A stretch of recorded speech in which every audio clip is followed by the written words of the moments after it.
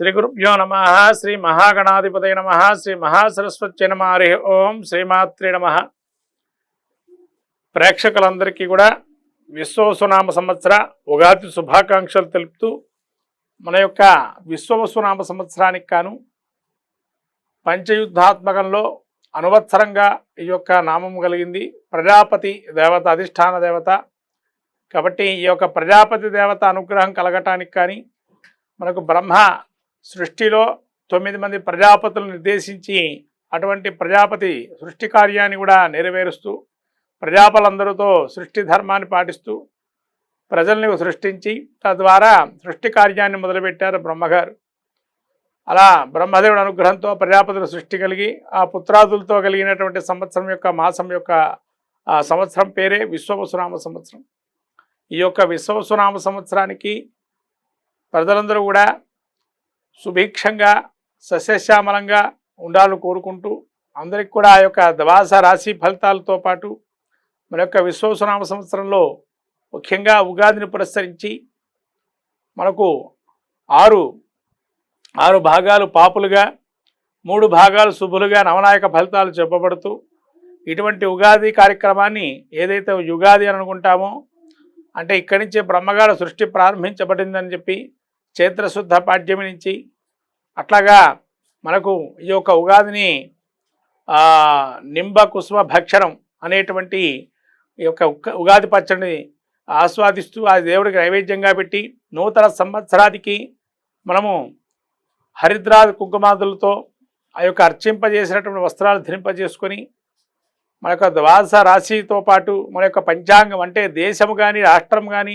గ్రామం కానీ మండలం కానీ ఏ విధంగా సుభిక్షంగా ఉంది నగరం కానీ అని చెప్పి తెలుసుకోవటం ముఖ్యంగా ఈ యొక్క ఉగాదిలో పురస్కరించి ప్రజలకి కొంత అనేక రకాలైనటువంటి ధర్మ క్షేత్రాల్లో అంటే ధర్మక్షేత్రం అంటే న్యాయస్థానాల్లో రాబోయే కాలంలో కొన్ని కఠినమైనటువంటి నియమాలతో కూడుకున్నటువంటి సంఘటనలు ఏర్పడటం అట్లానే ప్రజలకి సుభిక్షంగా సస్యశ్యామలంగా వృద్ధి చెందటం ముఖ్యంగా ఉద్యానవన పంటలు పూల పంటలు పండ్ల పంటలు అధికంగా ఉండటం డైరీ ఫార్మ్స్ లాంటిది చాలా అత్యధికంగా పరిశ్రమలు నెలకొల్పటం వ్యాపారాలు కూడా పోటీతత్వంతో ఉండటం అట్లానే ఈ యొక్క రియల్ ఎస్టేట్ వ్యాపారం కానీ కొంతవరకు ఇప్పుడుకున్న పరిస్థితి కన్నా కొంత మెరుగుపడటం తద్వారా నూతనోత్తేజాన్ని పొందటం రాజుల్లో రాజ్యాధినేతల్లో కొంత ఆధిపత్యమైన వైషమ్యాలు ఉండటం తద్వారా ప్రజలకి క్షోభ కలగటం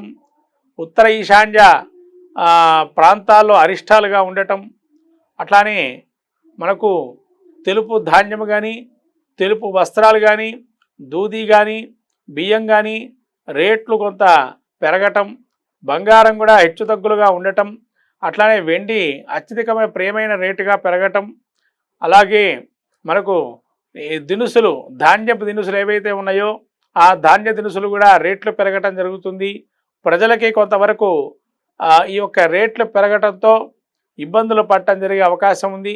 అట్లాగే ఈ యొక్క ప్రజల్లో కొంత స్పెక్యులేషన్ చేసేటువంటి వారు ట్రేడింగ్ చేసేటువంటి వారు జాగ్రత్తగా ఉండటం మంచిది.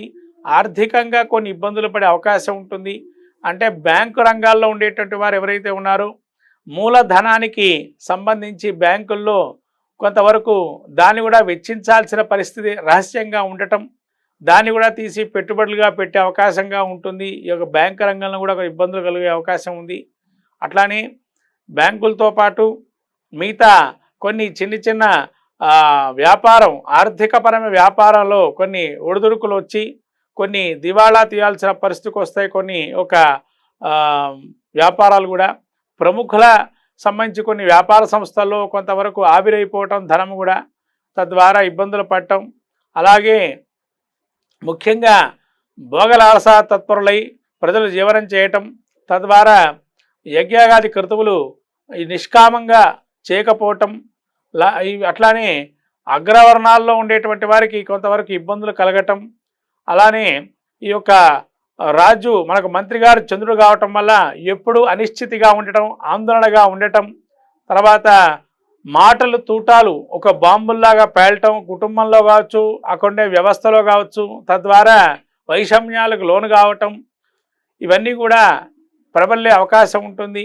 తర్వాత రోడ్డు, రైలు ప్రమాదాలు, వాయు ప్రమాదాలు, జల ప్రళయాలు, జల ప్రమాదాలు జరిగే అవకాశం ఉంటుంది.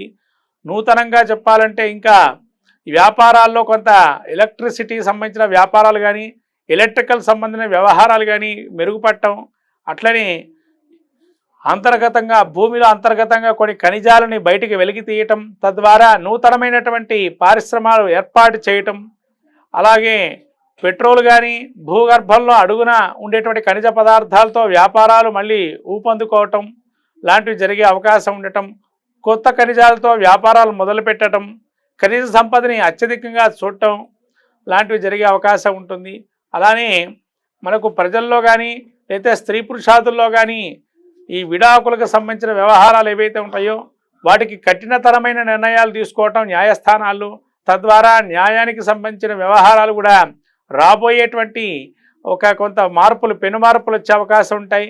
ఆ పెను మార్పుల్లో వైవాహిక జీవితం నడిపేటువంటి వారికి కఠినమైనటువంటి ఇబ్బందులు ఉంటాయి. ఎవరు పడితే వాళ్ళు మళ్ళీ విడాకులకు వెళ్లకుండా చేద్దామనే ఒక న్యాయ వ్యవస్థలో మార్పులు వచ్చే అవకాశం ఉంటుంది.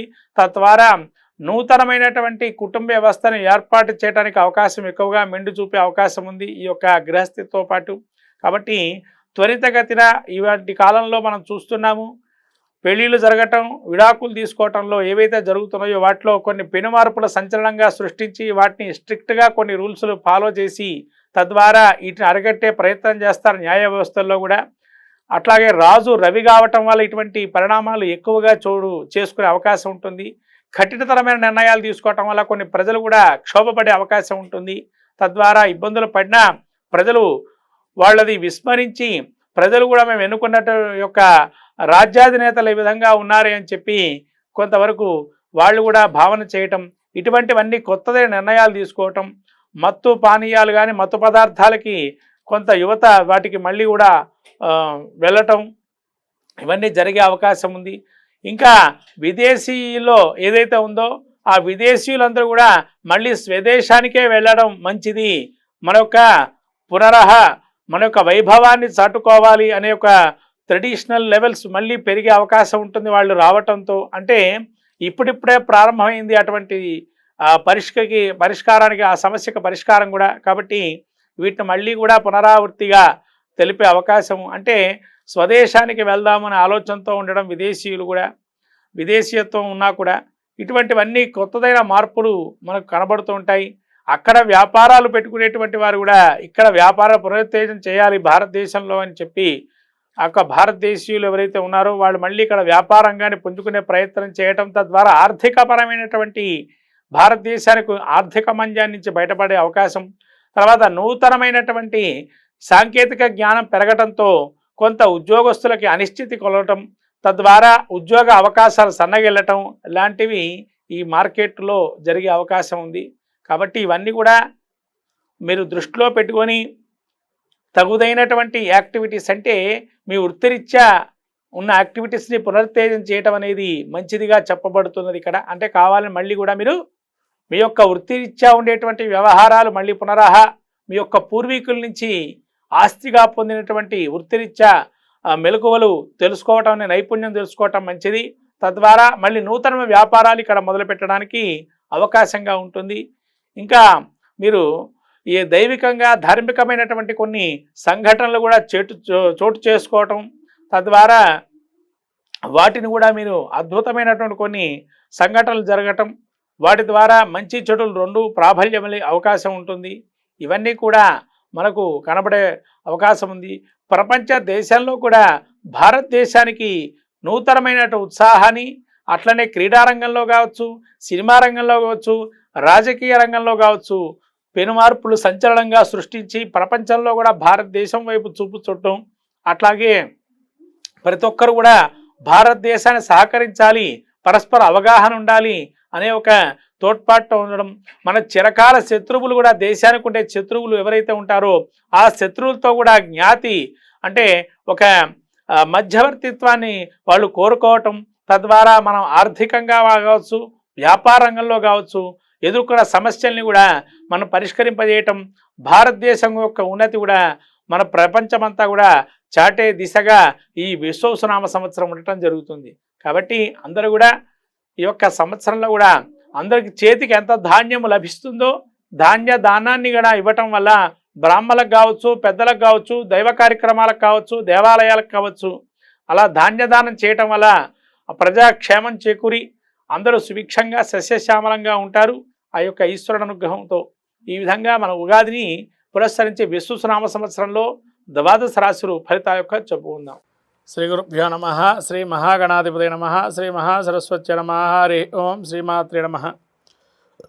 విశ్వనామ సంవత్సర వృశ్చిక రాశి యొక్క ఫలితాలు చూస్తే ఉగాదికి విశాఖ నక్షత్రం 4వ పాదం, అనురాధ నక్షత్రం 4 పాదాలు, జ్యేష్ఠ నక్షత్రం 4 పాదాలు వృశ్చిక రాశి. ఆదాయం 2, వ్యయం 14, రాజ్యపూజ్యం 5, అవమానం 2.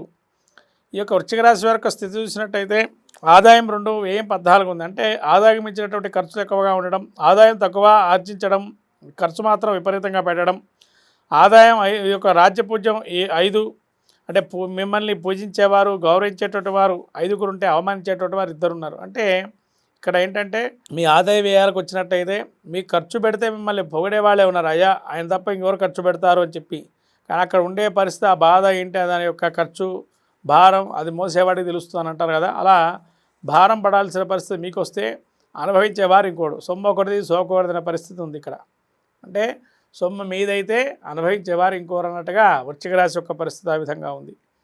ఇక్కడ వీరికి గ్రహస్థితి చూసినట్టయితే ముఖ్యంగా రాహు కేతువులు జూన్ నుంచి వీరికి ఈ యొక్క అర్ధాష్టమ రాహువు, అట్లాగే కేతు వచ్చేసి దశమక్షేత్రంలో ఉండడం వల్ల కొద్ది ఉద్యోగంలో ఇబ్బందులు కలగటం, ఉద్యోగం మారుద్దాం అనుకోవడం, వేరే ఉద్యోగంలో మార్పు చేద్దాం అనుకోవటం, అట్లనే శని కూడా పంచమ స్థానంలో వీళ్ళకి ఉండడం వల్ల పేరు సంపాదించే చోటే ఇబ్బందులు పడటం, లేదా మిమ్మల్ని అక్కడ మీరు మీ యొక్క ఎబిలిటీస్ని దెబ్బతీసే అవకాశం, ఎంత కష్టపడి కృషి చేసినా కూడా మీ శ్రమను గుర్తించకపోవటం, శత్రువుల్ని కూడా మీరు అనుకోకుండా మీ పక్కనే ఉన్నా కూడా వాళ్ళని మీరు గుర్తించకపోవటం, అలా రకరకాల ఇబ్బందులు చేకూరే అవకాశం ఉంది యొక్క మా సంవత్సరంలో. అట్లనే గురువు మీకు సప్తమ నుంచి అష్టమంలో మారుతూ నవమంలో ఉంటున్నారు కాబట్టి ఒక 3 నెలల పాటు మీరు ఉద్యోగాలు మార్పులు చేసుకోవాలనుకునేటువంటి వారు ఎవరైనా ఉన్నా కూడా ఆ అక్టోబర్, నవంబర్, డిసెంబర్ మాసంలో ఉద్యోగ మార్పిడి అనేది చేసుకోవడం మంచిది. ఆ 3 నెలల్లో మీరు ఏమన్నా ఉద్యోగ మార్పిడి చేసుకోవడం వల్ల మంచి. అంతే ఒత్తిడి ఎక్కువగా ఉంది, ఇక్కడ చేయలేకున్నాము, బాగా ఇబ్బంది పెడుతున్నారు, ఇక పొమ్మని లేక పొగబెడుతున్నారు, మేము బయటికి పంపించాలని ప్రయత్నం చేస్తున్నారు అనుకున్న వాళ్ళు ఎవరైతే ఉన్నారో ఉద్యోగం వెతుక్కొని మళ్ళీ ఇంకో ఉద్యోగం వెళ్ళడం అనేది మంచిది.